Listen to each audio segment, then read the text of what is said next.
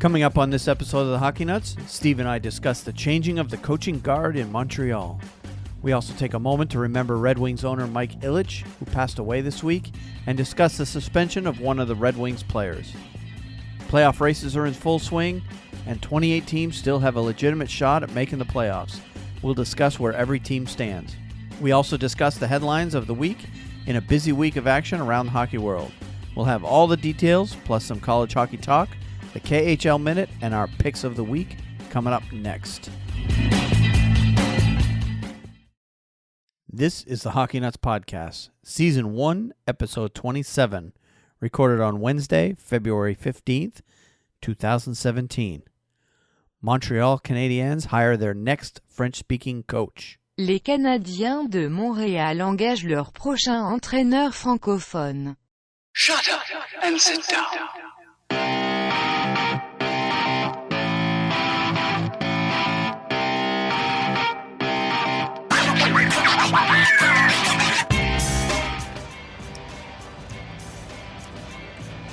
As we look at Gallagher, and now Philip Deneau comes off from Michael McCarron. It was Deneau, Pacioretty, and Gallagher on the top line. Radulov was initially on that line, so the Canadians trying to put guys in a blender and figure something out to create some offense.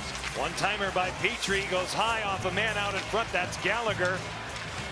And now it's Jeff Petrie winding it back. Petrie a wrister through traffic. It kicks around. Raff's got the pad down to it.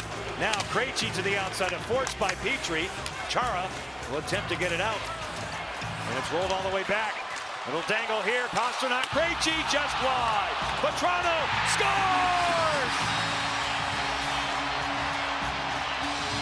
He joins the fun. Frank Vatrano, 4-0 Boston. That shot deflected high and wide. Rantanen took the shot. McKinnon's got it, 10 seconds to go. Rantanen with the puck. Landeskog plays it in front. Kicked away. 2 seconds to go. And it's over. Henrik Lundqvist has joined the 400 club.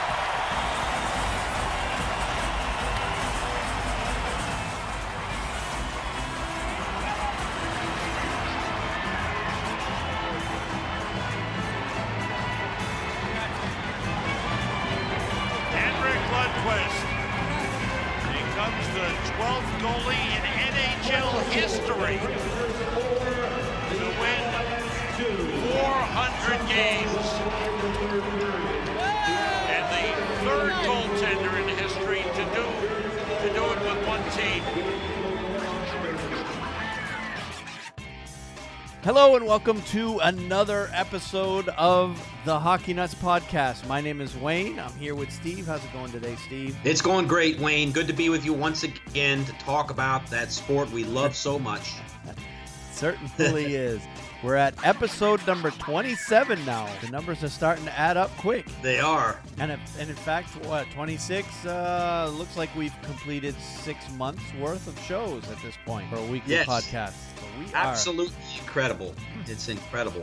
It's gone so quickly. It certainly has, but we're having a lot of fun, so time flies. Time flies when you're having fun. That's right. We've got a lot to talk about this week. There actually isn't a whole lot of news stories this week, but the ones we have had were pretty big ones. So, just some of the previews of what we're going to be talking about tonight. First and foremost, we've got some more big news out of Boston. And then don't have a whole lot going on in the ice with a couple of our teams. The Canes and Bruins are both on bye weeks. And we've had some news coming out of Detroit that we're going to be talking about tonight. So without further ado, let's get going. And first thing I want to do before we get started, though, how about that snow in New England, huh? Yeah, that was I was seeing some kid digging out, kids with snow shovels digging out up there. I don't know if they were paid or what the situation was, and I really wasn't paying close attention to what the lady was saying, but that was a major snowstorm. I don't know how many inches they got, but it was more than what we got in North Carolina when we had 11 inches last month. Yeah. It made that look silly. They maybe had twice that much. I don't know. Yeah, we've had up there in parts of Maine. I saw reports. Of course, I've got Facebook friends all over from Maine to Vermont. And everybody's posting pictures of what they've got on the ground in their backyards or at work or whatever. Some parts of Maine, it seems to be an area of Maine somewhere between Augusta and Bangor. There was some areas that were reporting over 30 inches of snow. And one guy posted a picture that claiming that he had 40 inches of snow at his house. He had a tape measure and everything out on it. 40 inches of snow. Yeah, and guess what? As we record this, it's Wednesday night. It's snowing again up there. They're supposed to get another 12 inches tonight. Good gracious. So good for hockey fans. Good for you fans there in Massachusetts. You fans in Boston got to be loving this. Yep. The hockey weather is upon us. And the Maine pond hockey tournament happened over the weekend, and they basically got it in right before that big storm came in. So I saw a lot of pictures coming out of that tournament as well. Tournament that I very much wish I could have gone to, but it's a long drive up there, and probably would have had a hell of a time getting back. Yeah. Knowing that it started snowing basically about a day after that tournament ended, it started snowing. So anyway, but down here in the Carolinas, we don't have any snow. We have nothing but, well, I've got green grass in my backyard. I don't know about you. Yeah. Well, mine's kind of all dormant right now, but there are some patches of green here and there. Yeah. And I've got some flowers. Of course, this time of year, we've got some, the previous owner of our house put all kinds of different perennials in the various flower beds in our backyard, and those bloom. I'm not a flower person, so I've got no clue what kind of flowers these are, but they bloom every year about this time of year. So we've got flowers, and Maine's getting buried in snow. Always reminds me of why I left. All right. Well, let's talk about some hockey, shall we? That sounds good. All right. First and foremost, let's talk about our team's performance over the past week. The first team I want to talk about, just because they had the lightest week schedule, is Carolina Hurricanes. They only had one game last week, and they don't have another game until the 17th, so which is a couple days from now. They're in the midst of their bye week, so to speak. That's what everybody's calling it around the league. But before they went on their bye week, they had just one game, and it was a 5-2 loss at Dallas on the 11th. So the Canes they've been playing well, but they're showing signs of inconsistency. Mm-hmm. And of course, that was a road game in Dallas, and Dallas is in desperate need of wins as well because they're fighting for their lives in the playoffs. But one thing that Carolina has going for them, they've only played, to this date, as of today, they've only played 53 games so far. Yeah. And there are teams that have played 59 games already. So, so the Hurricanes have a lot of games in hand on the teams in the East, so they can, even though it looks like they're way down in the standings, they can climb the standings pretty quickly by winning those games in hand that they've got over the other team. So we'll go ahead and move on from Carolina for now because, quite frankly, they just haven't been playing. So let's move on to your Rangers. The Rangers are playing very well right now, and I'm knocking on the table here as I say that because of the way the hockey season can go, but. We played very, very well. We've won 6 in a row now. And the start of the week was against the Nashville Predators, who came to the Garden. We had a big homestand. And this time we actually won every game. We beat the Nashville Predators 4-3 on, let's see, that would have been the 9th. That would have been last Tuesday or Wednesday. No, last Wednesday. The 9th, yeah. Or was it Thursday? Thursday, Thursday. And then 2 days later against the Colorado Avalanche, we had a very big win in that game, 4-2. And, of course, that was a very historic game as well. I guess we'll get talking about that a little later on in the broadcast. And then a couple nights ago, we played Columbus very, very well. And I really Columbus really, they scored a goal to take the lead 1-0, and then that was it. We were able to come back and actually played very, very well against them and beat them 3-2 in Columbus. So that was a very satisfying win for the team. The Columbus is still playing well, but not like they were playing with that big winning streak that they had. As a matter of fact, I think they're a little bit below 500 since that winning streak expired. Yeah, they've come back down to earth a little bit, but they are still a very tough team to beat. And, thanks to that winning streak, they'll probably, as long as they continue to play just 500 hockey, they should be able to coast right into the playoffs with that. Yeah, I agree with you. They'd have to go on a pretty big losing streak to fall out of the playoff contention this year. So yeah, Right. looks to be Columbus will probably be in the playoffs this year. But you got quite a logjam up there at the top of the Metropolitan Division. But we'll get to the standings in a bit. But Columbus did a real good job. And I guess we talk about the Bruins. Yep. They're also playing very well suddenly. Obviously, it took the losing of Claude Julien as the head coach to make it happen, but ever since they fired Julien, the Bruins haven't lost. Yeah. So they've got their first game with the new coach was a 6-3 win against San Jose at home, which completely shocked me. I thought, the team reeling the way they were, firing the coach and so on, they're going to go out and get shellacked even though it was a home game. I thought for sure they were going to get shellacked by the Sharks, but no, they came out, played very inspired hockey, and ended up coming away with a 6-3 win in that game. That was on the Thursday the 9th. And then on Saturday the 11th, they came out and won 4-3 versus Vancouver. Not as great an effort for them, but Vancouver played very well, probably played better than they should be. Boston should be beating that team as far as I'm concerned. And they did eventually win that game.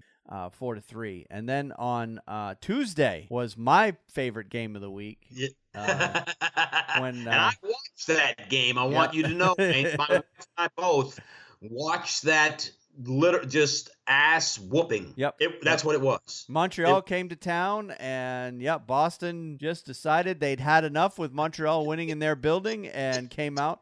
And one of the craziest stats I saw from that game, and I hadn't realized, I knew Tuukka Rask had been struggling against Montreal, particularly at home. Yeah. But I had not realized that he was completely winless against Montreal at home. Oh, wow. I did not know that. It's like 0-9 and something, 0-9-1, 0-9-3, something in that. Oh. But yeah, no wins, 9 losses, and a few overtime losses against Montreal at home. And he came out and got that monkey off his back in a big way with the 4-1 with the 4-0 win in that game. So overall, great effort by everybody on the team. They just decided that, of course, they're taking advantage of Montreal was reeling a bit themselves. They haven't been playing well at all in the last probably Montreal.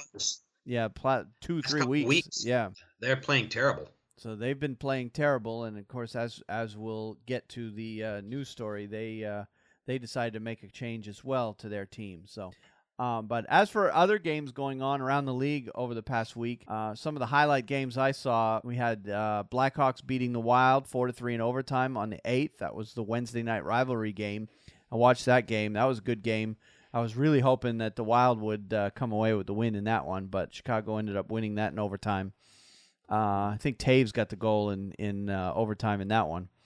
The Islanders beat the Flyers 3-1 on the 9th. The Islanders continuing to play well. The Blues beat the Maple Leafs on the 9th 2-1. And then on the 11th, that's Saturday night, the Blues beat the Canadiens 4-2. And then also on Saturday, the Blackhawks beat the Oilers 5-1. So the Oilers have been kind of struggling of late. Which is kind of indicative of a young team. They play well for a streak, and then they're absent for a couple games, and then they come back and win a game or two, and the Oilers are playing very streaky. So at this point, they're playing well enough that they should make the playoffs, but you just never know. Then also on the 11th, you had the Senators shutting out the Islanders 3-0. That was a big win for Ottawa there, and they're playing very well again. The Flyers came out and beat the Sharks 2-1. So the Sharks are, I guess, are on their dreaded East Coast road trip. The way we look at the dreaded West Coast trip for the Eastern teams going out there. So the Sharks come over and lose to the Bruins and then lose to the Flyers a couple nights later. And then the Capitals beat the Ducks 6-4. So the Ducks are obviously out east again. The Coyotes beat the Penguins 4-3 in overtime. That one was a shocker. As poorly as the Coyotes have been playing so far this season, to come out and beat the Penguins, It's a huge win for them. Tickled to death by that one. I'm sure you are. Although the Penguins still ended up getting a point out of that one, so it wasn't a complete win on your part. Right. And then on the 14th, the Maple Leafs destroyed the Islanders 7-1. I don't know what happened to the Islanders in that game. And then finally on the 14th, the Ducks beat the Wild 1-0. So those of you old schoolers that like those 1-0 games, that was a really good one to watch. Yeah. I don't know if there were any other games that you saw that you wanted to talk about. No, I of course I watched the Blackhawks game. Against Edmonton, I watched part of that game, and they're looking good. And but the Capitals are back to where they were last year when they were on their way to the President's Trophy. They've found whatever they lost, and I don't think Holtby is playing as much as he did last year. I think Grubauer is playing a bigger role, and that's they need to do that. Yeah, because I think he got burned out and ended up. That was a factor. I wouldn't say the factor in them fizzling in the playoffs, but that was a factor. Holtby struggled in the playoffs. So Here's the thing that I see coming, Wayne, and I'll just talk about it real quickly. Montreal is probably, maybe not, this firing and Julien coming in might give them a little swift kick in the pants, and they'll get going again and win 10, maybe 5-10 games, and they're probably going to finish first in the Atlantic unless something's happened and the bottom's fallen out. Well, they're struggling. I wouldn't say that they're on top of things, and they may not be the best team in the Atlantic Division, but because of their start of their season. Anyways, what I'm getting at is if the higher seeded wild card team is probably going to come out of the East, and that team is going to wind up playing the Montreal Canadiens as it stands right now. And that's really shaping up to be, I never like teams that lose on purpose to get in that position. But, I could see some teams doing that. Well, right now, if the season ended today, the higher seeded wild card team has a better record than the first place Montreal Canadiens. How does that grab you? Yeah, that's wild. So they're good. So even though Montreal is going to be the higher seed, it would stand to guess that the wild card team's actually a better team. Yeah. That's how much stronger the Metro division is over the Atlantic at this point in the season anyway. Yeah. So, but yeah. That's what's jumping out and grabbing me right now from a lot of these games. Yeah, and looking at it, let's go ahead and just take a look at the standings real quick. Over in the East, like we said, Washington right now is holding the top seed in the Metro, and they already have 84 points. Yeah. Pittsburgh's at 77. Columbus is at 75. Now over in the Atlantic, your top three is Montreal with 70, Ottawa with 64, Boston with 64. So it's a big drop-off from the top three in the Metro to the top three in the Atlantic. And then your wild card teams right now is the Rangers with 75 and Toronto with 63. Now, the Rangers have played 2 fewer games than Montreal, but have 5 more points than them. Yes. So you're going to see a case where, if the playoffs ended or the season ended right now, I would absolutely pick the Rangers beating Montreal in that first round. Yeah, but I don't think it's going to turn out that way. I just get this eerie feeling that we're gonna finish in second or third, and it's probably going to be Pittsburgh. It's going to be Pittsburgh. Yeah, and that's tough for us. I would much rather play the Washington Capitals. That's a tough either way because it's no-win situation for any team in the Metro. The first round games are going to be huge because look at the big drop-off though. Rangers are sitting pretty right now. Even though they're in the wild card, the next team in the standings goes from 75 all the way down to 61. That's Philadelphia. Yeah. So Philadelphia is fighting for their playoff lives, but they're on the outside looking in with 61. And then below that, you've got the Islanders with 60, Florida with 58, New Jersey with 58, Buffalo with 58, Tampa with 57, Carolina with 55, and Detroit with 56. So Carolina's now sitting in that next to last spot, but once again, they've only played 53 games, and the teams ahead of them have played 55, 56, in some cases 58 games already. So Carolina has all those games in hand, and they can easily jump up just by winning those from that 9th spot in the wild card all the way up to like 3rd by winning those games. So, they obviously got a lot of work to do if they want to make the playoffs, but we're seeing as a result of this logjam, particularly in the East, you're seeing that really not seeing a whole lot of talk on the trade market. Yeah, there's a lot of talk and rumors and stuff, and I don't really want to get into those because you don't know how true any of those are. But you don't see any actual deals being made because teams don't know yet whether or not they're a buyer or a seller. Right. And here we are. We're, 2 weeks away from the trade deadline? Yep. Teams are going to have to decide pretty quick whether they're not going to be a buyer or a seller. That's right. Now, looking out to the West, things are starting to open up a little bit more. There, you've got Minnesota, Chicago, and St. Louis. Minnesota with 80, Chicago with 75, St. Louis with 63. Those are your top 3 in the Central.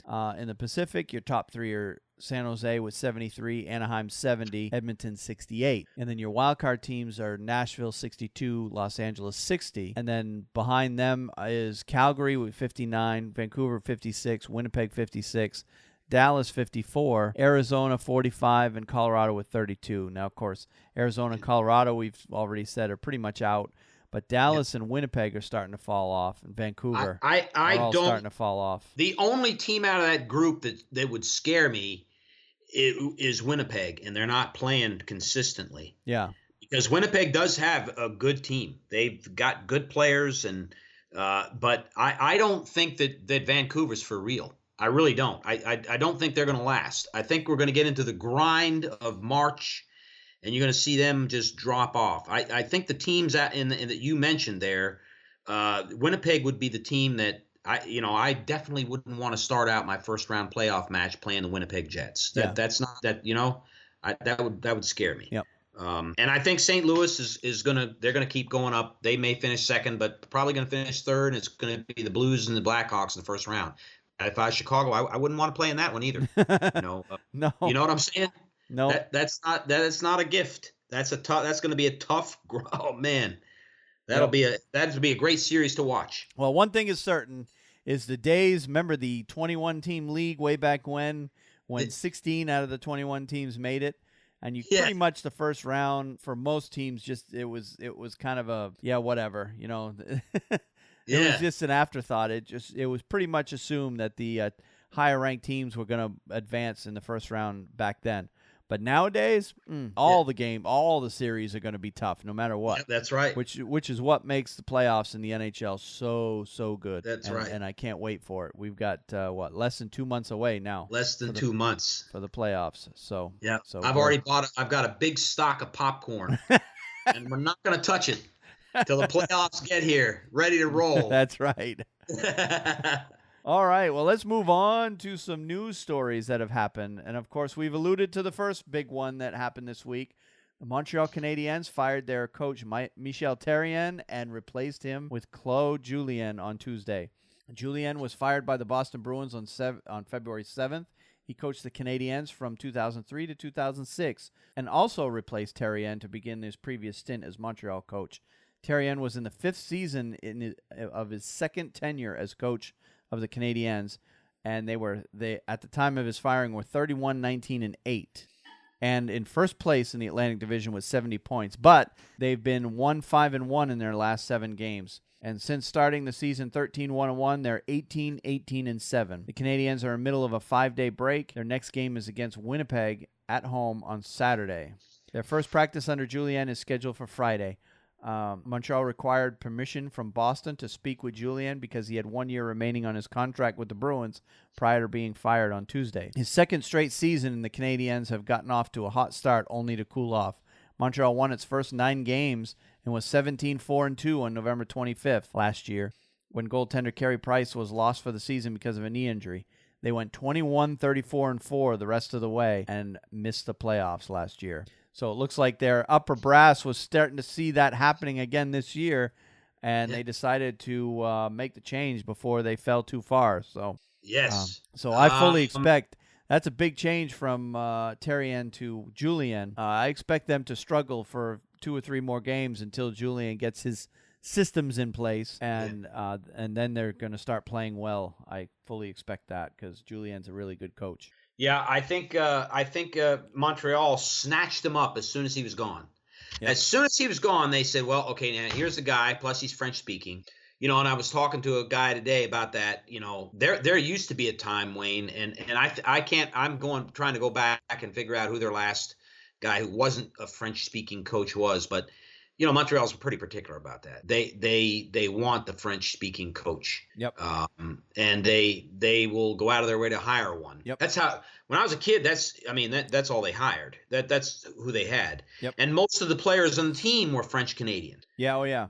Back in the 70s, and they were all French Canadian. Most of them were French Canadian players. Well, I'm not sure if you knew though, but before the days of the amateur draft or the draft that we know of today, back in the 60s, 50s, and 40s, there was a rule in place that each of the teams had territorial rights to any players that lived in the areas that. So Montreal had rights to all the Quebec-born players. Toronto had rights to all the Ontario-born players, and so on. Of course, Boston had rights to the Boston area players. Of course, at the time, there really wasn't any.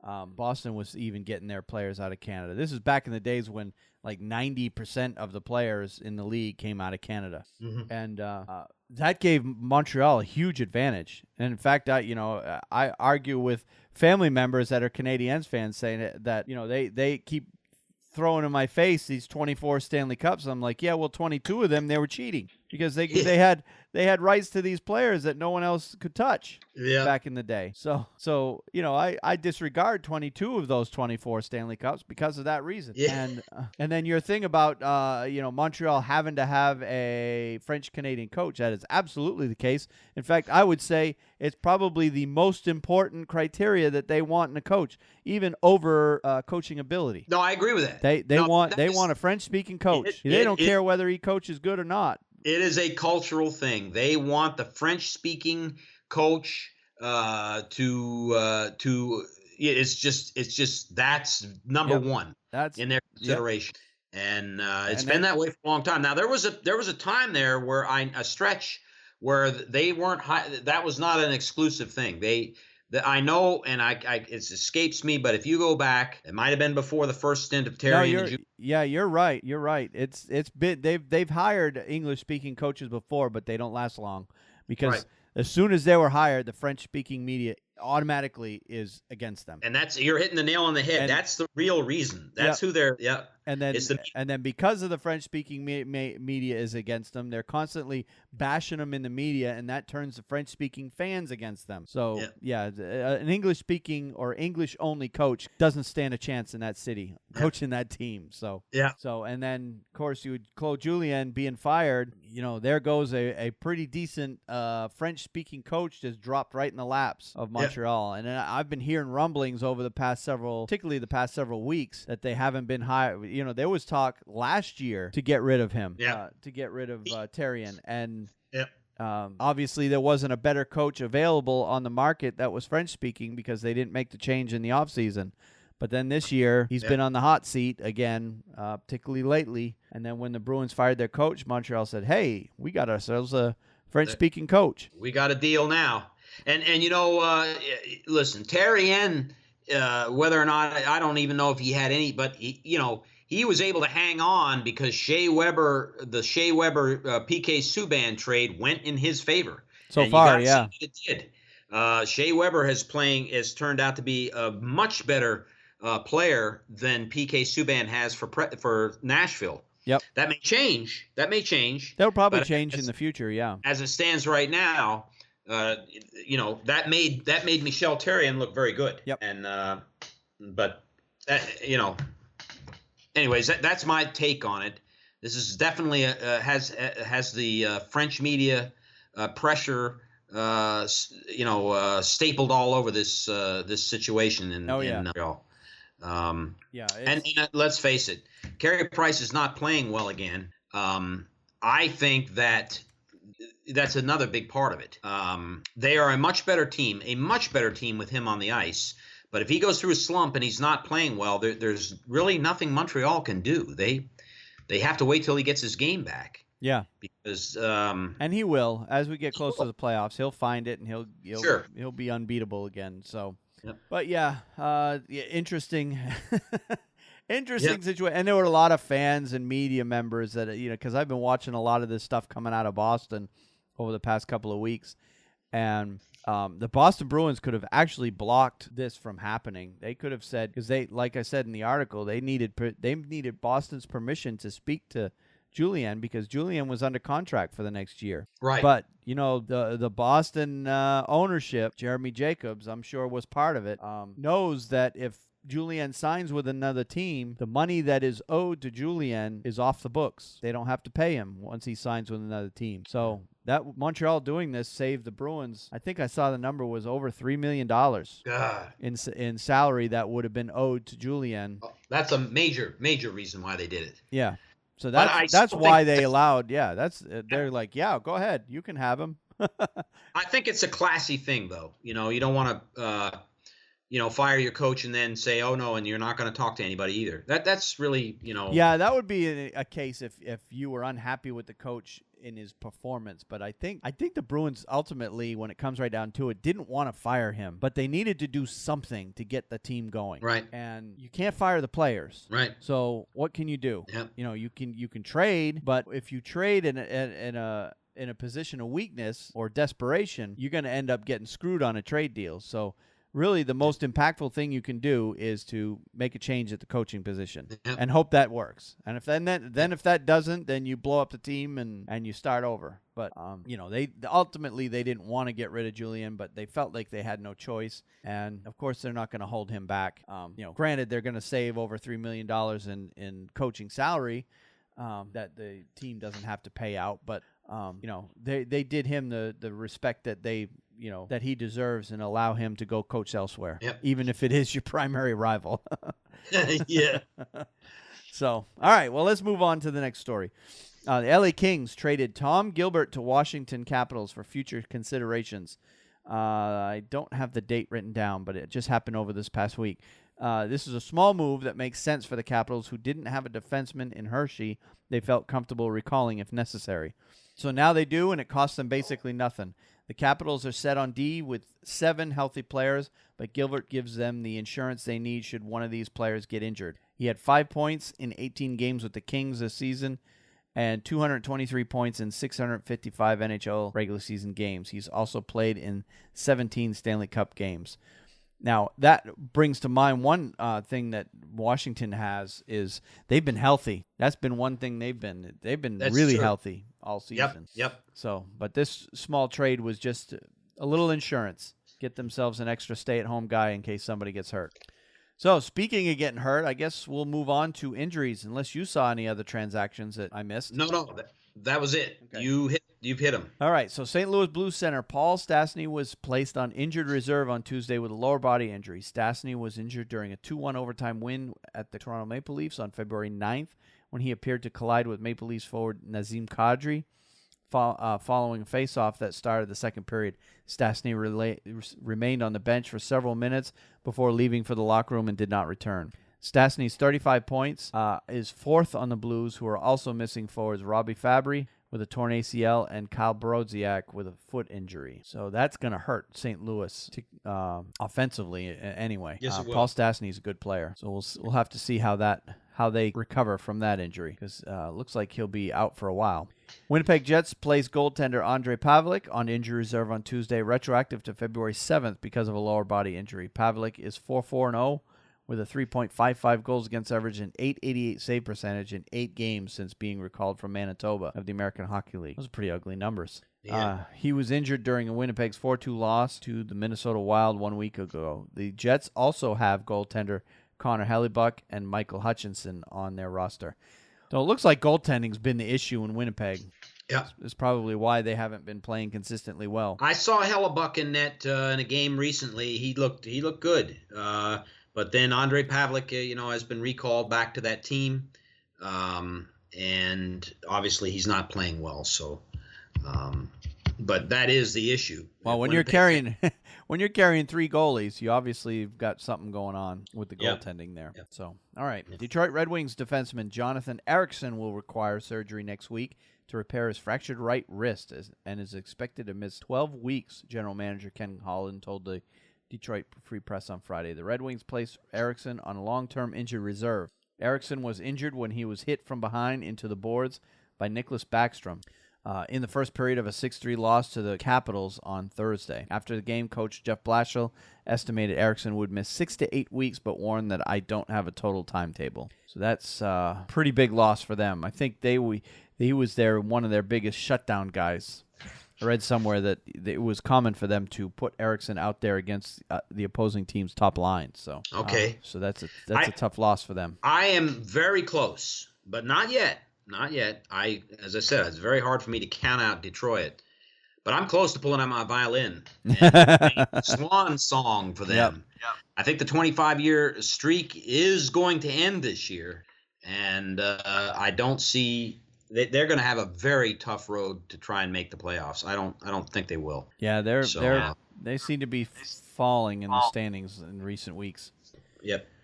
All right. Washington Capitals forward Andrei Burakovsky will be out at least until mid-March with a right hand injury, Coach Barry Trotz said Friday. Burakovsky was injured blocking a shot from the Red Wings defenseman Brendan Smith in the first period of a 6-3 win Thursday. Burakovsky, who turned 22 on Thursday, left Verizon Center with his right hand and wrist wrapped.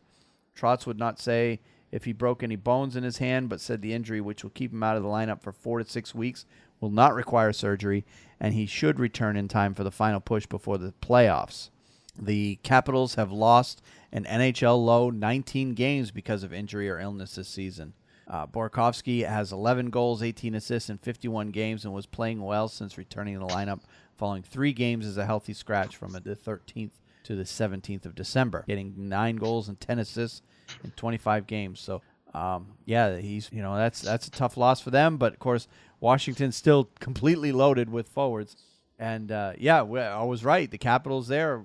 It said right there in the article that Capitals have only lost 19 man games. That's incredible. That is. Because I think Dallas lost more than 19 man games in the first week of the season, never mind the season. Yeah. And there's been some other teams that have been struggling with injuries as well. Very difficult. I know we've had our issues with it. So yeah. They're very fortunate. Washington is a very fortunate team, but they are doing it differently this year than they were last year. I see Philip Grubauer in net quite a bit more. Oh, they're trying to keep him Braden Holtby rested, so that he can go into the playoffs fresh. And that's one of the problems the Bruins have is their inability to find a backup goaltender that can win them games. In fact, one of those 3 wins that the Bruins had last week was Anton Hudobin's win. And it's the second win of the season by any goaltender other than Tuukka Rask. Yeah. So hopefully the Bruins get their backup goalie situation squared away too. All right. Minnesota Wild's right wing Jason Pominville, St. Louis goaltender Jake Allen, and Nashville Predators left wing Victor Arvidsson have been named the NHL's 3 stars for the week ending February 12th. Pominville paced the NHL with 6 assists and 8 points in 4 games to power the Western Conference leading Wild to a 3-0-1 week. Allen went 3-0-0 with a 1 goals against average and a .967 save percentage and 1 shutout to propel the Blues to a perfect week and 3rd place in the Central Division. Arvidsson shared the lead, the league lead in goals with 5 and ranked 2nd in points with 7 to guide the Predators to a split of their 4 games. So I didn't even know Jason Pominville was still playing. I don't know where I've been, but. Yeah, he was a long-time Buffalo Sabre. Yeah, oh yeah. Yep. I thought he had retired maybe last year or so because you just haven't seen or heard his name at all this year. Yeah. Because Minnesota's winning with, they've got other guys. They got Eric Stahl, who's obviously making a big comeback, and you got Zach Parise out there, and you've got some other big names out there, but Pominville's not a name that's been coming up a lot. That's true. So kudos to him for having a good week, and Jake Allen too. The Blues at one point sent him home for a week to go kind of get his head straight because he was playing so poorly, and good to see him back playing well again. I agree. I know the Blues fans are happy about that. Yes. Jere Lehtinen, number 26, will be retired by the Dallas Stars during the 17-18 season to help celebrate their 25th anniversary. Stars on Saturday unveiled plans to celebrate their 25th year in Dallas, and the marquee event is being planned around the retired right wing's number being raised to the rafters at American Airlines Center. Lehtinen, Played 14 seasons in Dallas as one of the best defensive forwards in the NHL for more than a decade. He won the Selke Trophy as the league's top defensive forward 3 times, had 514 points in 875 NHL games, and won the Stanley Cup with the Stars in 1999. Lehtinen will be the 3rd player to have his number retired since the franchise moved from Minnesota to Dallas before the 93-94 season. Neil Broughton played 2 seasons in Dallas and had his number 7 retired in 98. Mike Modano's number 9 was raised to the rafters at American Airlines Center in 2014. Bill Masterton, number 19, and Bill Goldsworth, number 8, each had their numbers retired before the franchise moved to Texas. So, yeah, I remember Lehtinen as a player. He's kind of like Bergeron is today, or Jonathan Taves for that matter. Real good two-way player, real key cog in Dallas's Stanley Cup runs there back in the mid '90s or late ‑90s. They only won 1 cup, but they were good for a number of years there. That was Ken Hitchcock too. There was the situation was basically you'd have Detroit, Dallas, and Colorado. One of those 3 was going to come out of the West every year. Just a matter of who won the battle that particular year. But those 3 teams were the class of the West for a while out there. All right, and our final story under the category of milestones, records, honors is the passing of Detroit Red Wings owner Mike Ilitch, who died Friday at the age of 87. Ilitch, a Detroit native, was founder of Little Caesars Pizza and owner of the Detroit Tigers. With the passing of Mike Ilitch, the Red Wings have lost a consummate owner. National Hockey League has lost a cherished friend and passionate builder. Detroit sports has lost a legend, and the city of Detroit has lost not only a devoted native son, but a visionary and a driving force in the rebirth of downtown, NHL Commissioner Gary Bettman said. Mike's commitment to excellence and to winning were unparalleled, and his commitment to the community was unrivaled, as was his boundless support of youth hockey. He was a prolific philanthropist and, above all, a devoted partner and husband to his wife of 62 years, Marion. At this moment of heartbreaking sorrow, we send deepest condolences to the entire Ilitch family and to all who were privileged to know him, play for him, or work for him. Ilitch bought the Red Wings in 1982, and they won the Stanley Cup 4 times under his ownership in 97, 98, 2002, and 2008. He was inducted to the Hockey Hall of Fame in 2003 and into the International Franchise Association Hall of Fame in 2016. Mike Ilitch and his family made every player that had the good fortune of playing for him feel like a new member of his family, said former Red Wings player Brendan Shanahan, now president of the Toronto Maple Leafs. We saw the joyful tears in his eyes when Steve Yzerman first handed him the cup in 1997. We watched him sit bedside with Vladimir Konstantinov after his tragic accident a week later. He was more than a team owner. It was personal. We were all his adopted boys, and he helped us all become men. His passing is extremely painful to all those who knew him and loved him. Our thoughts and prayers are with his wife, Marion, and the rest of his family. That was a nice statement from Brendan Shanahan there. Yes, it was. And you noticed at the All-Star game in Los Angeles, he was wearing the Detroit Red Wings sweater. He was, yep. He was fully Red Wings supported in that game. Yep, and the Red Wings have made the Stanley Cup playoffs 25 consecutive seasons, tied for the 3rd longest streak in NHL history, and won 16 division championships and the President's Trophy 6 times. Ilitch, who was born on July 20th, 1929, served in the U.S. Marines from 48 to 52 and played minor league baseball in the Tigers organization from 52 to 55 until a knee injury ended his career. Probably this day and age, he would have been able to recover from that injury. He bought the Tigers in 1992. Ilitch established the Little Caesars amateur hockey program, the Little Caesars Love Kitchen, restaurants on wheels that have served more than 3 million people, and the Little Caesars Veterans Program, which provides support to help veterans open a franchise. Ilitch is survived by his wife, Marion, 7 children, 22 grandchildren, and 3 great-grandchildren. So huge loss for the Detroit community. Yes. And I remember, even growing up, the legendary Little Caesars hockey program. They had, in addition to all the philanthropy that he did, he had the Little Caesars hockey program, which was basically, there's so many NHL players that came up through that program, and they just, worked their way up. And this Little Caesars team was legendary for a lot of years for being some of the best youth hockey teams in the country. And they would win national championships like crazy. I don't know how many they've won, but it always seemed where you read articles on the USA Hockey National Championships, and Little Caesars is always there. Yeah. At almost every age level, so it was a great, and I didn't look into it, but I'm sure the owner of the Carolina Hurricanes, Peter Karmanos, probably put out a statement as well, because I believe they were pretty good friends, him and Ilitch, because Karmanos is also from the Detroit area. Right. Yeah, that's right. So be interesting to see who's going to take over the team. I would imagine one or two of his sons will probably take over the ownership of the team. Mm-hmm. So, all right. Well, anyway, let's move on. Speaking of the Red Wings, actually, we've got. I don't know if did you have any other stories you wanted to talk about under this category? I just real briefly. He will be sorely missed. He was a very active, very present owner with Detroit, and I just feel. That is a sense of loss, as a hockey fan and as an admirer of the Detroit Red Wings. Yeah. For what they did all these years, he was the reason, and he's going to be missed tremendously. Yep. So absolutely.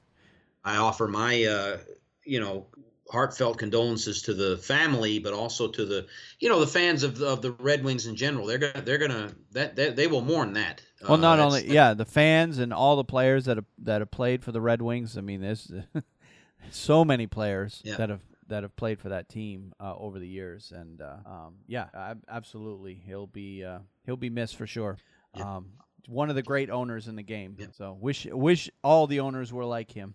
Don't you? I mean, in that that couldn't have said that any better. He was one of the, if not the best, one of the best. Yep. So, and they have a great general manager now too. Still hanging with the team. Yep. So they still have the pieces in place, and we'll see what happens. We'll see how this shakes out. But they're in a bit of a rebuilding cycle right now, but. I'm confident that they will be back because they don't accept losing for the Red Wings program very, very long. That's right. Now, growing up, of course, and this was before Ilitch had the team in the the late 70s, early 80s, or at least the first few years he had the team. I think he said they bought the team in 82. Yeah, the first probably 4 or 5 years before he was able to build the team back up. God, they were horrible for a while, and essentially started to turn around when the Red Wings got Steve Yzerman. Once they got him, he was the centerpiece of that team, and they started building around that and started getting good. And by the end of the 80s and into the 90s, that's when that playoff streak started, and they just haven't looked back from that. So Nick Lidstrom. Yep. So, a classy organization, just a great owner, and our condolences for sure to everyone involved with that team. All right, well, let's move on to some suspensions and fines that have happened over the past week. And speak of the devil, another Red Wings player, Gustav Nyquist, actually a former Maine Black Bear, and currently of the Detroit Red Wings, had his phone hearing with the NHL Department of Player Safety. It actually happened just before we started recording this podcast, for high sticking against Minnesota Wild defenseman Jared Spurgeon on a 6-3 loss on Sunday. Nyquist was offered an in-person hearing by the league, but waived his right to one. Nyquist received a double minor at 14-13 of the first period when he struck Spurgeon in the face with his stick blade. The forward has 7 goals in 56 games, and his 29 points are tied for third on the Red Wings. And the result of the conference call today, he got suspended for 6 games without pay. And under the terms of the collective bargaining agreement and based on his average annual salary, he will forfeit $158,333. Ouch. That is a big ouch. Yep. God. Oh. That is a big chunk of change for him. So, and did you see this play? I did. I saw it. I watched it. They really raked Gustav Nyquist over the coals on the NHL Live crew. Yeah. The NBC game a couple nights ago, and that was actually the Columbus Blue Jackets and the New York Rangers game. And they just there was no room where for Gustav Nyquist to hide. They really royally raked him for that play. Yeah, I saw the play. I didn't see it live, but I did see, the replay of it because I actually heard guys in when I play hockey, guys in the locker room talking about it, and that's what kind of got me to come home and look up the play and see what happened. Yep. But yeah, it was intentional. It was definitely intentional. Basically, what I saw the play, he got cross-checked pretty hard. Yeah. And that spot in the back that he got cross-checked, most players don't have any protection whatsoever in that spot, in that lower back area. So it probably didn't feel good getting that cross-check right in the back. It hit him in an area of the back that's above the pants, and that spot there is no protection. Right. And that's why players hit each other right there, because that hurts. It gets your attention when you get cross-checked right there. And it was just reaction. He at first he looked real quick to see who it was that did that to him, and then he just immediately, or almost immediately, just fired a spear right back towards the player. Now, I think his intent was to spear him in the chest, to basically say, hey, you can't cross-check me like that. Right. But instead, for whatever reason, the stick came up a little higher than he intended and got him in the face. Right. And you can see Nyquist's reaction as soon as he hit him and the guy went down. You could see, his reaction was like, oh, crap, what did I do? Yeah. There's definitely some anger involved there. But the folks on NHL Live, Jeremy Roenick and I believe it was Keith Jones that night, spoke quite extensively about the fact that he could have taken out Jared Spurgeon's eye very easily. Oh, absolutely. With that type of a move. Yeah. And, hey, your emotions get the best of you, and we know that in the game of hockey. It happens all the time. It's a frequent thing. It happens probably in every game. But those types of things where you retaliate and you want to hit the other guy and try to hurt him. Yep. You gotta hold off from doing that. I'm not so sure if he hadn't just dropped the gloves and said let's go that he'd be fine right now. Yeah. Well, he's not that kind of player either. Yeah. And quite frankly, he's not that kind of player to do what he did. He's never done stuff like that in the past. He didn't do it at Maine, and he certainly hasn't done it in the NHL. This was his first incident of any kind of this nature. And the fact that they threw him suspended 6 games, I guess they wanted to make an example out of him. But if he had a prior history, imagine how many games he would have gotten. Right. Probably would have gotten 12. Right. Or 15, So anyway, he'll be sitting for a little bit to think about what he's done, I guess. All right, and the other disciplinary action we've had this week, Florida Panthers defenseman Keith Yandle has been fined $2,000 as a supplementary discipline under NHL Rule 64, which is the diving and embellishment rule. The NHL Rule 64 is designed to bring attention and more seriously penalize players and teams who repeatedly dive and embellish in an attempt to draw penalties. So at $2,000, that would make his second offense under that rule for Yandle. So, and somebody made a point, I don't know if it was a podcast or someone I was, listening to or whatever, that the money that they're being fined with the money that these guys make, I mean, $2,000 to these guys is like, $10 to you or me. Yeah, they walk around with it probably in their pocket going in McDonald's. So they're saying if you really want to cut back on the diving embellishment, they should make the fines bigger. But at the same time, the culture of hockey it's extremely discouraged to be diving.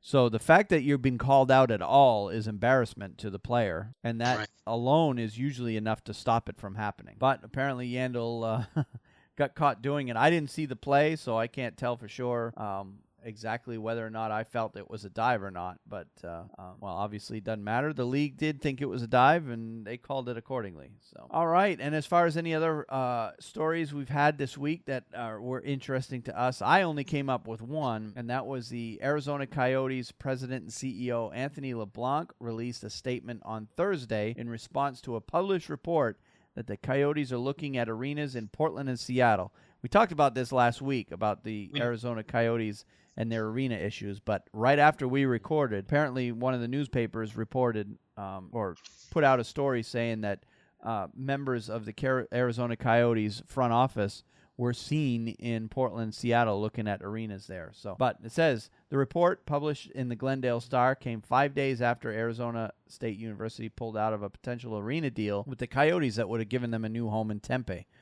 Recent reports by the Glendale Star said that the Coyotes ownership group has explored arena options outside the Arizona market are completely false, LeBlanc said. The Star referenced an anonymous arena source and an anonymous Coyotes source, and these are fabrication. The Coyotes are focused on creating one of the most taxpayer-friendly facilities in the country here in the Valley.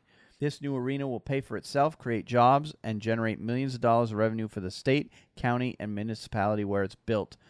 We're fully committed to Arizona. After the Arizona State's withdrawal, LeBlanc said the Coyotes would continue to explore other options that will ensure successful future for our teams and our fans. Now, I don't know what you think of this, but as far as I'm concerned, where there's smoke, there's fire. Yeah. Why would a newspaper completely make up a story? Well, I would believe that in New York, but really, the Arizona or the Glendale Star, do you think they're going to make up a story to sell newspapers? I'm going to, you know what, Wayne? On this one, I am going to defer to you. I am not going to say, because they have been through the ringer with Arizona and Phoenix at the NHL level. Gary Bettman himself has got heavily involved in that. Yep. No, the team's not leaving, and if the NHL themselves has to own that team, they will. So I don't know. I just don't know. I hesitate on saying anything. You're right. I agree with you. Why would a newspaper do that? But that's pretty shoddy for people to be leaking information like that to the newspaper. If they're going to do that kind of stuff, I don't know. I mean, I'll leave it at that. That's all I have to say.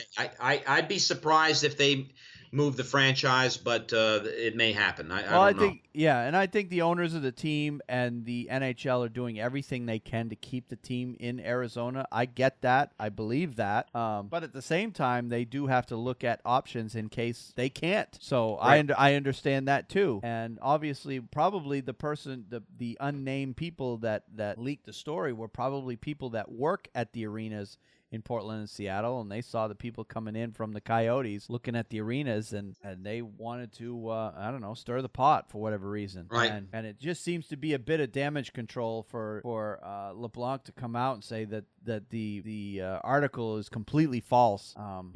If they believe that wholeheartedly, then they should be, filing some sort of a lawsuit or something against the newspaper for making false claims. But, right. Everybody knows you got to, it's he said, she said, and you got to be able to prove your case. So, right.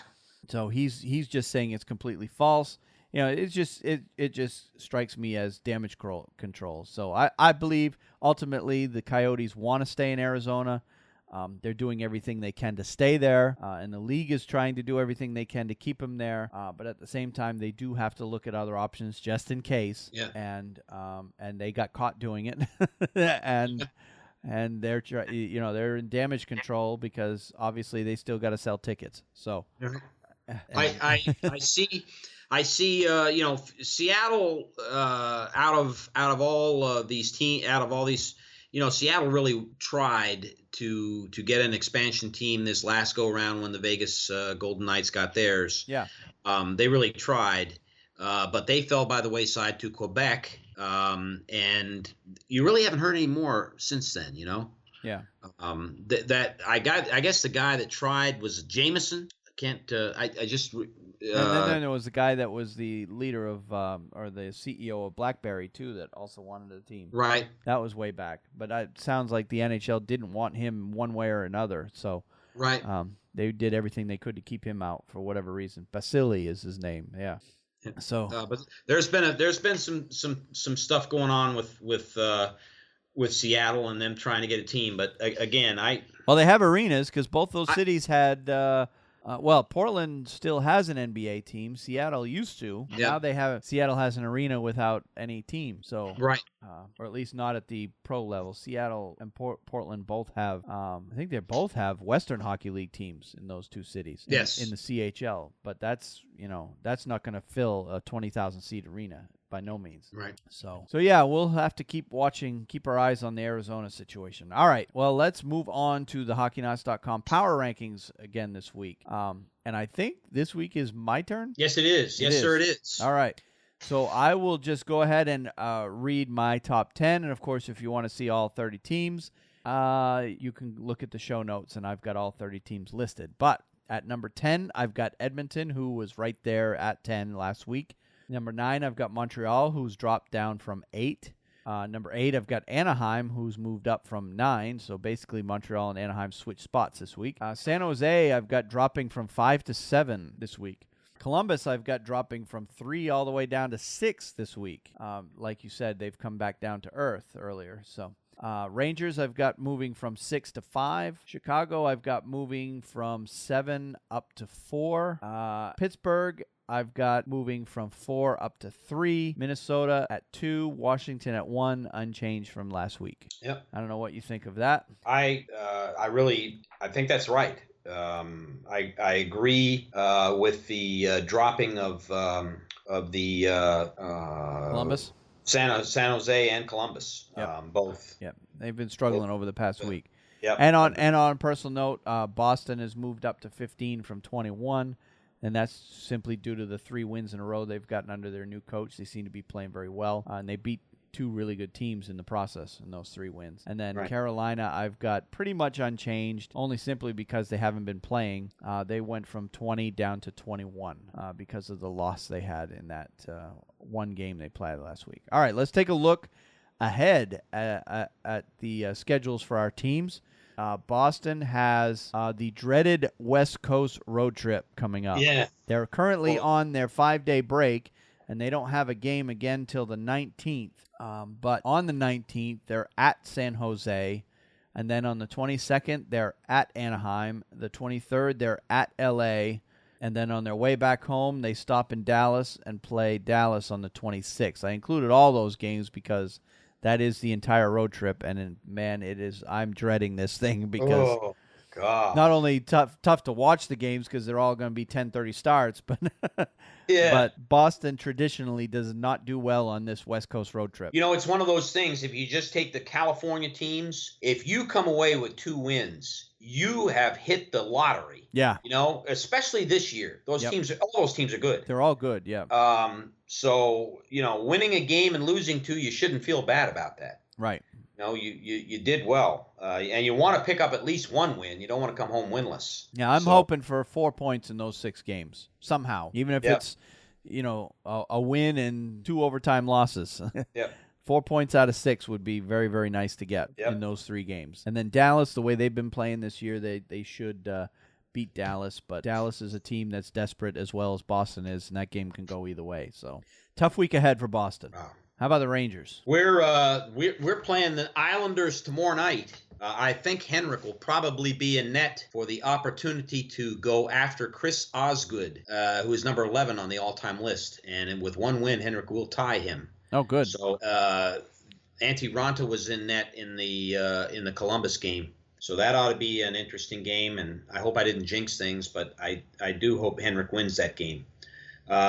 And then we start to get back into tough. We've got some very tough games coming up in the weeks ahead, and it seems like there's no break. And it starts with that game on the 19th against the Washington Capitals. We happen to be home against them, and then we're going to play them again the following weekend. Oh, God. And those are 2 home games, but we're going to need to win, at least one of those. And you'll see as the next week unfolds and the week after that, it's like we don't get any breaks. We play Washington on the 19th, and then on Monday, the 21st, that's Tuesday night, the 21st, we're playing the Montreal Canadiens. So if we can win 2 of those games, I'm real happy. It's not going to be an easy week. Yeah, and the Islanders are playing well as well. So, yeah, that's going to be another tough week for the Rangers. And Carolina has 3 games as well. They're coming out of their 5-day break, and their first game out of their break is the 17th, and they're going to be at home against Colorado. Yeah. And then two nights later, they play Toronto at home. And then two nights after that, they've got Pittsburgh at home. So they're coming out of their break, but they're not going on the road. So Right.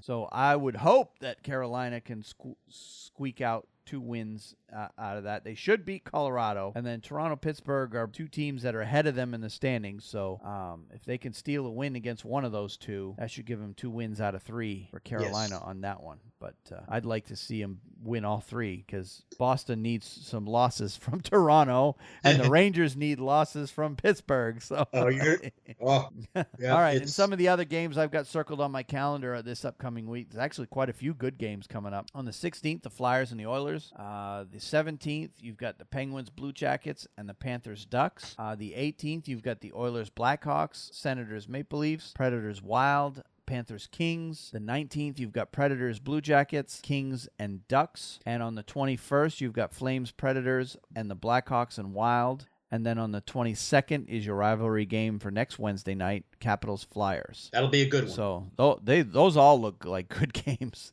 Yeah. Because those are all good teams playing. All right, well, let's step away from NHL and talk a little NCAA hockey. Starting with Maine, of course. They got swept by Notre Dame last weekend at home. Of course, Notre Dame is a ranked team. But that Maine is now, they lost the 2 games, 3-2 and 4-2. So they were close games, but Notre Dame pretty much had control most of the time in those 2 games. And now Maine is at 10-17-3, 4-13-1 in Hockey East. And they're pretty much squarely in a spot where they are going to have to win the Hockey East tournament in order to advance to the NCAA tournament. That's where they're at. And obviously I'm not realistically expecting that to happen, but it would be nice if it would. This weekend, they've got Merrimack coming to town. Those are definitely 2 games that Maine needs to win if they want to climb the standings at all. So those are 2 very important games. There are only a couple more weeks left to go in the Hockey East schedule before they move into the Hockey East playoffs. It's really starting to be an exciting time, I'm telling you. Yeah, all the conference tournaments happen, I think, 3 weeks. I think there's 2 or 3 weeks left in the regular season. Then you've got conference tournaments, which most leagues, it takes them 2 weeks to get through the conference tournament. And then right after that, you got the NCAA tournament for the teams that advance that far. Now, as for last week, there were not many upsets around the country. Most of them were on Friday night. On Friday night, number 12 Ohio State beat number 5 Minnesota 5-4. Unranked Princeton beat number 18 St. Lawrence 3-1. But that was at Princeton. Unranked Merrimack beat number 7 Boston College 6-3, and that was at BC. So that was a huge win for Merrimack, which scares me going into this weekend with Merrimack coming to Maine. Number 3 BU lost to number 9 Mass Lowell 3-2. That game obviously could have gone either way with both teams ranked in the top 10. And then unranked New Hampshire beat number 15 Vermont 4-2, and that was at Vermont on Friday. On Saturday night, there was only one upset that I could find, and that was unranked Nebraska Omaha beating Western Michigan, who was the number 8 team in the country, and that was a 6-3 game, but that was at Omaha. And then, of course, last weekend, it wasn't really on the weekend.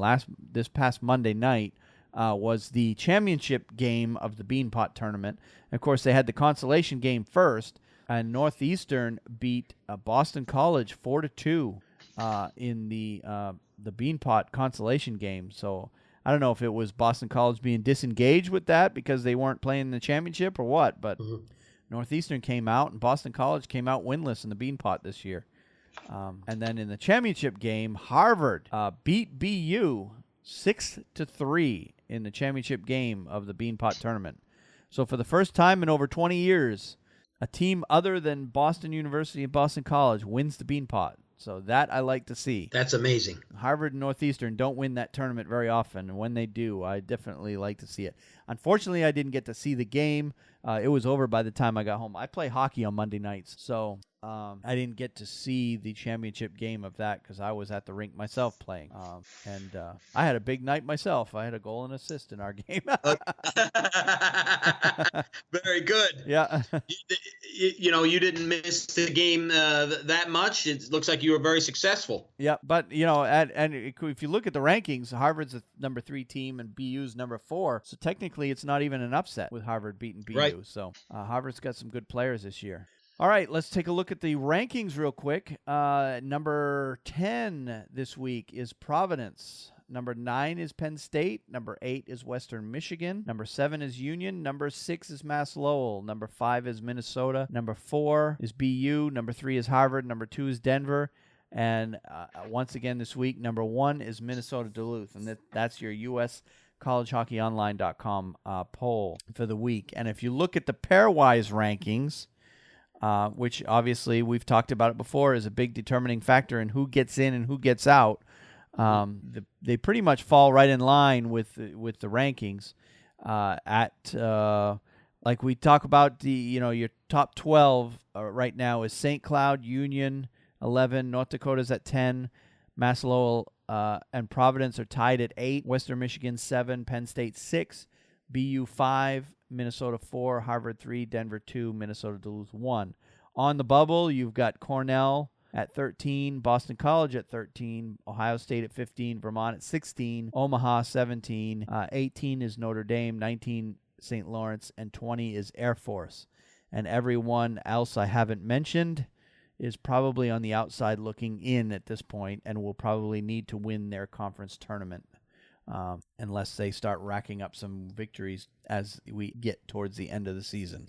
Now, as far as the pairwise goes, Wayne, say I'm a team and I'm at like 16 or something going into my conference tournament, and I win a couple games and I get to either the semifinals or the finals of my conference tournament. The pairwise is still running, right? So that those games still count towards the pairwise. Okay. So if they beat a ranked team along the way, it all depends on who you beat. Right. If you're beating weaker opponents and get to the semifinals, it's not going to help you much. But if you beat, let's say, for example, Vermont at 16 ends up playing, BU probably wouldn't play him in the first round, but in the second round of the Hockey East tournament, and beats BU to advance to the semifinal in Boston, that win right there will probably be enough to get them into an at-large situation. Very good. Yeah. And then, of course, once you get to Boston, you're pretty much dealing with highly ranked teams at that point. The top 4 teams in Hockey East. I think there's 6 teams in the top 20 right now that from Hockey East. So it's a feat just to get to Boston nowadays. It didn't always used to be that way when there was only 8-9 teams in Hockey East, but now with 12 teams in Hockey East, just getting to Boston is an accomplishment and is worthy of some consideration for an at-large bid. But as we get closer, we'll take a closer look at that. But the pairwise is a huge predictor. And in fact, the USCollegeHockeyOnline.com actually has an article that they update each week called Bracketology. There's I can't remember the writer's name that does it, but he has been almost spot on. If you read that article, he has been almost 100% in predicting not only who gets in the tournament, but where and who they play in the first round. It's incredible what this guy does. And he takes into consideration, where they are. And of course, in college hockey, not so much in college basketball, but they like to place teams in tournament sites that will draw their fans. Mm-hmm. So like they don't like to, unless they have to, they don't like to take a team, say like Maine, and put them in a tournament in Milwaukee, Wisconsin, where the Maine fans can't, realistically go. Instead, they would put them in a site like Providence, where the Maine fans will easily drive down to watch the game there, and have showed in the past that they would. So, the bracketology article takes into all that stuff into account, and it's amazing what they do. He pretty much, if you look at it, the last week of the season, right before they announced the bracket, you look at this guy's bracketology, he usually only gets 1 or 2 wrong out of the entire tournament. That's amazing. Of where they play and who they play. So yeah, it's pretty interesting to read.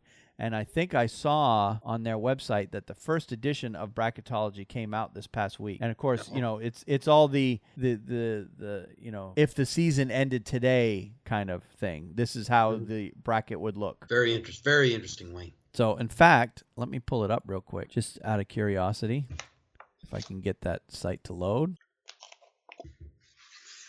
There it is. Less than 1 month left in the regular season. All right. Let me go all the way down to the bottom. All right. Here's what he has. If the season ended today, in the East Regional in Providence, he has number 14 Boston College playing number 3 Harvard, number 11 Union playing Providence, number 8. The Manchester Regional, which is the Northeast Regional, he has Cornell against Minnesota and St. Cloud against BU. The Midwest Regional, which is taking place in Cincinnati, has Air Force versus Denver and Mass Lowell against Western Michigan. And then in the West Regional, which takes place in Fargo, which I believe is the home ice of University of North Dakota. North Dakota will play Penn State, and Bemidji State will play Minnesota Duluth. That's if the season ended today. So that's the bracket as he sees it. Very interesting. So and in this case, he has Vermont on the outside looking in this. Notice Vermont wasn't mentioned. And only 4 Hockey East teams get in the tournament looking at this. So yeah, this is an article that I follow as we get closer. Not that Maine's going to have any consideration whatsoever, but yeah. All right, well, let's move on to our KHL Minute, and I believe you have an article. Yes, I have an article, Wayne, but I think the theme of what we're going to talk about, you and I together on the KHL Minute, is in regards to the upcoming playoffs, which are imminent. Yep. We've got about 7 days or 8 days. It's not long. There's a week maybe left of the season. Most teams have 2 games remaining. Some have 1 game remaining. But I want to talk about the historic thing that happened this week in the KHL, and that is that Vityaz made history by becoming one of the founding members, one of the original competition's founding members from back in 2008. Vityaz finally has made the KHL playoffs. The article's, again, titled Vityaz Makes History. For the first time in the club's history, Vityaz has reached the KHL playoffs. The Moscow region team, one of the competition's founding members, back in 2008, has endured a reputation for piling up penalties rather than goals. But under the guidance of head coach Valery Belov, the class of 2017 is poised to bring playoff hockey to Podolsk. So they're the Philadelphia Flyers of the KHL. They are the Philadelphia Flyers. I couldn't have said that any better. And now that you say that, I don't like Vityaz. Do they wear orange and black too? And that would even make me like. I will be burning their shirt in effigy if that's the case. But tonight, and this was Monday, the 13th. The victory on the 13th over Kunlun, which is the team from China. Yep. Coupled with Sochi's loss at SKA, sealed the deal. But Vityaz had to do it the hard way. Twice the visitor went on, and the visitor, being Kunlun, went ahead on goals from Linus Vidal and from Alexei Ponikarovsky.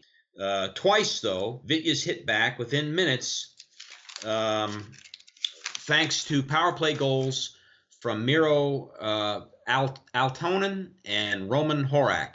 In the end, it was Vityaz's destiny as Alexei Makayev scored into the empty net to kickstart the postseason party. So big kudos to Vityaz for making it to the KHL playoffs, and I know it's pretty well decided in the West, excuse me. But anyways, it's an interesting thing. I know you had some talk that you wanted to give on it, and I wanted to hear what you had to say. Yeah, well, kudos to them for making the playoffs. I didn't know it was their first time ever. Of course, we only started following this league this year. But yeah, I didn't really have an article per se. I just wanted to give everybody an update as to where everybody stands in the KHL.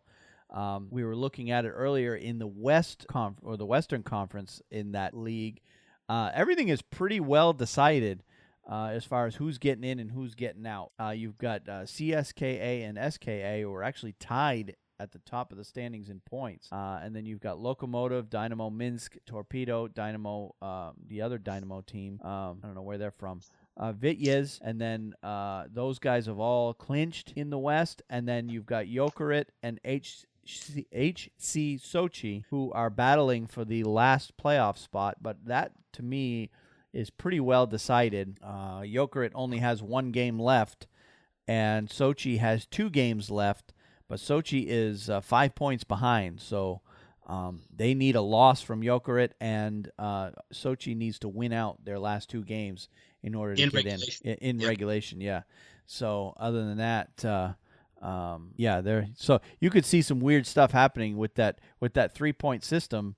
You only get 2 points for an overtime win, so you could see them pulling goalies with a tie score late in the third to try to win in regulation. It could come down to that, and you'll probably see stuff like that happen towards the end of the season. So, yeah, the West seems to me is pretty well decided as to who's getting in, who's out. But in the East, it's a little bit more undecided. You've still only got, even with most teams having 2 games left and a few teams only have 1 game left, still only 5 teams have clinched the playoff spot in the East. So there's 3 playoff spots remaining that are up for grabs, and there are 6 teams that are still not mathematically eliminated that still can get in, battling for those last 3 spots. And, of course, there's the bottom 4 teams are already clinched out. But realistically speaking, Automobilist and Neftekmik are probably on the outside looking in. Sibir still has a shot, but they're going to need to win out their games and need some help from above. Salavat, Yulev, Kunlun, and Admiral are the 3 teams that are currently sitting in playoff spot, but have not clinched those spots yet. So the East, and in that league, the Western Conference is top to bottom the more powerful conference. Mm-hmm. I think we can agree on that. Yes. So, and of course, the West includes all of your bigger cities in Russia and the European teams the other European teams that play in that league. And the East are your more rural cities that are way more spread out, kind of like their version of our Western Conference. Mm-hmm. Teams from smaller cities and the like. So, but the league champion the last couple of years has been Metallurg Magnitogorsk, who plays in the East. So, I guess you just never know. Yeah, that's right. It's going to be interesting. By Saturday or Sunday, most everybody's going to have played at least one of those games, and there'll be some stuff decided, I'm sure. Yeah, I think by this time next week, when we record next week, we'll know who's in and who's out, and we'll be talking. That's right. We'll be talking about who's playing who in the playoffs over there. So, yeah. All right. Well, let's go ahead and move on to our picks of the week, and you've got a pretty good one, so I'll go ahead and get mine out of the way. It's kind of a fluff piece, I guess, if you want to call it that. It's a Vegas Golden Knights story. They have their highest profile fan, according to NHL.com, and that fan is Bryce Harper. The Washington Nationals superstar and Las Vegas native went public to voice his excitement to his hometown NHL team that begins play this coming October. When we were able to get the Golden Knights into Vegas, my first thought is, I can't wait, Harper told the Golden Knights website at T-Mobile Arena on Saturday. To be able to support a team from the Vegas area, what a better place to have a hockey team. Harper also became the latest fan of the Golden Knights logo and color scheme. The team logo is mean-looking, he said. That's something that goes along with the working class of Vegas. We're a blue-collar city that works for what we have. Harper, 4-time National League All-Star, 2012 NHL and National League Rookie of the Year, and 2015 National League Most Valuable Player, has delighted fans in Washington and rooted for the Capitals in the past. But Harper couldn't pass up the opportunity to pledge his allegiance to the Golden Knights, even though that didn't endear him with the fans in Washington.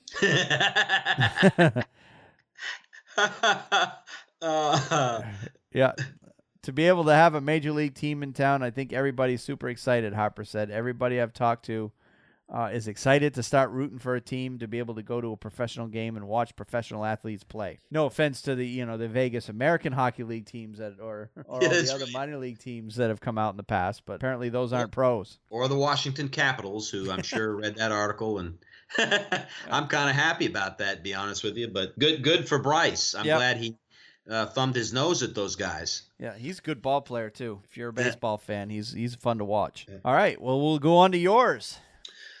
Wayne, you're once again very gracious. We could have put this in milestones and honors in the section, but you allowed me to use it as my pick of the week. As you know, I'm kind of biased. I'm a Henrik Lundqvist is apologist. My favorite player. Yes.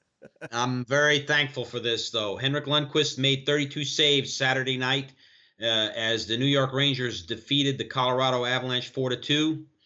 And he earned his 26th victory of the season, but more importantly, his 400th career victory.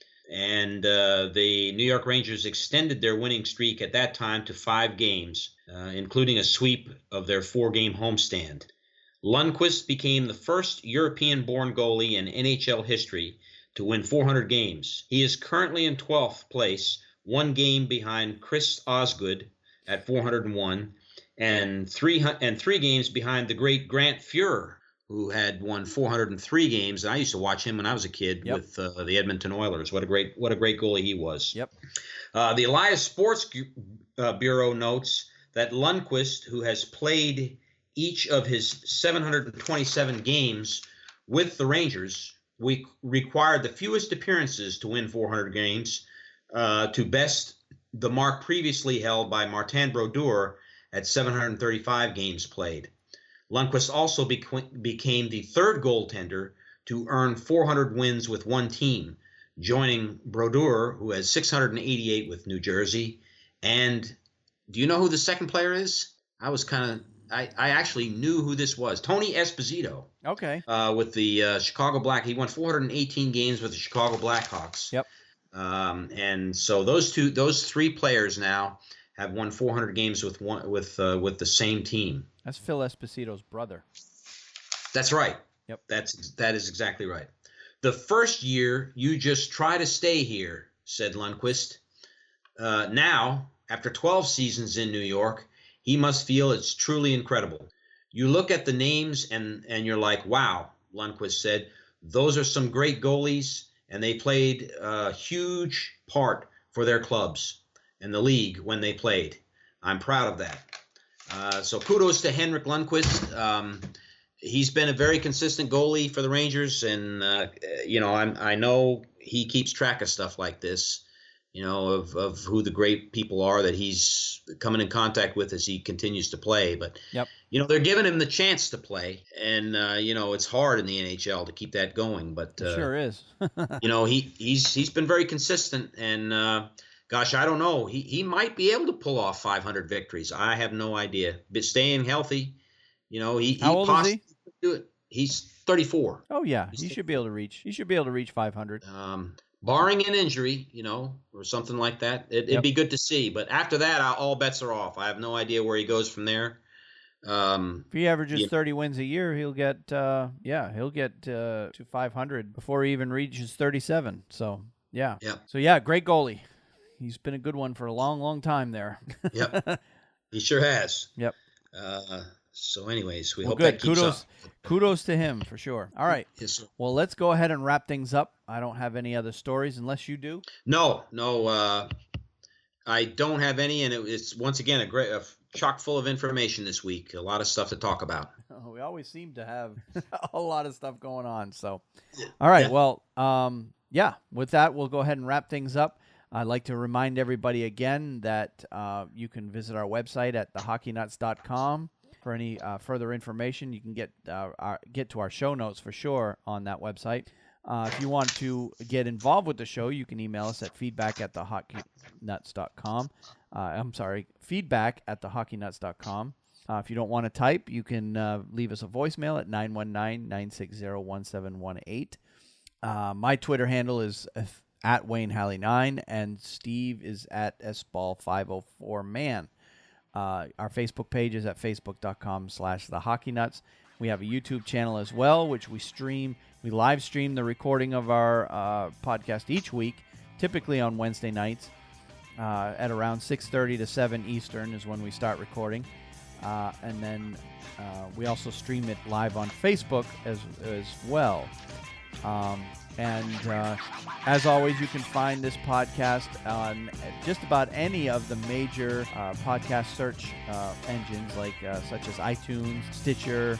We're now on Soundcloud. We just added ourselves to Soundcloud this week, and so we're on there now. And many of the other smaller podcast search engines. Of course, whatever podcatching software you use on your phone, you can get us on that as well. If you just simply do a search for the Hockey Nuts, you should be able to find us. And we appreciate everybody who subscribes to the show. And in particular, if you do have a computer, even if you are subscribed on the phone, if you're not using an iPhone and getting the podcast through iTunes, we would greatly appreciate it if you would subscribe to us on iTunes as well, because any subscription through iTunes helps us climb the rankings, and the higher you are in the rankings, the better off, or the more likely you'll be found by more fans elsewhere. And of course, we do this for the fans, so we definitely welcome any feedback that you want to give us. And without further ado, that's pretty much it on the podcast this week. And until next week, we'll talk to you later, Steve. Take care, Wayne. Good night now. All right. Have a good one.